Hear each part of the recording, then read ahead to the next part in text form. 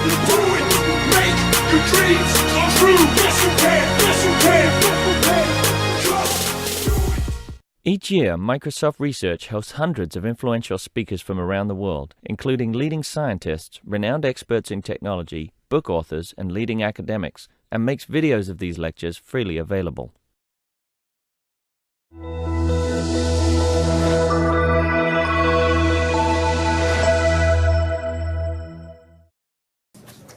Hello, everyone. Thank you for coming. My name is Aaron Greenberg. I am the Chief of Staff in the Microsoft Devices Group.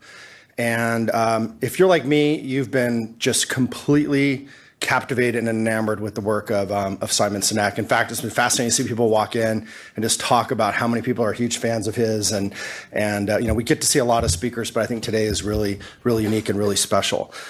So for me, it was a true honor when they asked me to introduce Simon and welcome him to the Microsoft Research Visiting Speaker Series. And for me, Simon has been an inspiration. What I love about his work is his ability to really start and spark great thinking, which for me and so many people is it's like that light bulb going off in your head. And he not only gets you thinking, but he really gets you to challenge your assumptions and provides deep insights into how great leaders and how great teams function and inspire people. And so today we have Simon here to talk about his latest book, which is called Leaders Eat Last. If you are not familiar with the book or have it, it is also available in the corner, along with Start With Why, which I know many of you like me have read. Simon's been nice enough to agree to stay afterwards and sign copies of the book as well.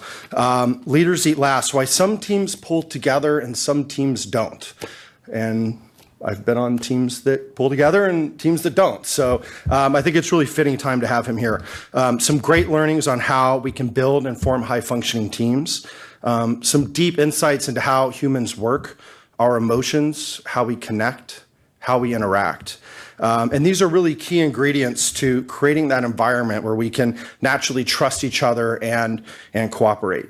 Simon, in addition to being a best-selling author, now his TED Talks, if you have seen them, he now is the second most viewed TED Talk of all time, which is very impressive. And if you've seen his work, you can understand why.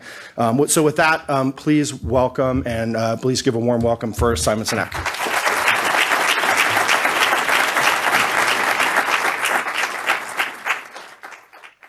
Thanks very much. So the intention is to talk about the book, but I think I'll just wax philosophical, some of which will be in the book and some of which won't. I think it's both exciting and depressing that messages like mine have an audience. I talk about really simple things like how to be fulfilled, and like how to do things that inspire us, and how to work for a company that sort of gets the best out of us and makes us feel good while they're doing it. And it's kind of upsetting that people even wanting to hear that, meaning that there's a demand for it. But that also presents the most remarkable opportunity in the world, which means there's an opportunity for us to change the way work is done so that all of those things are not the exception, but rather the rule.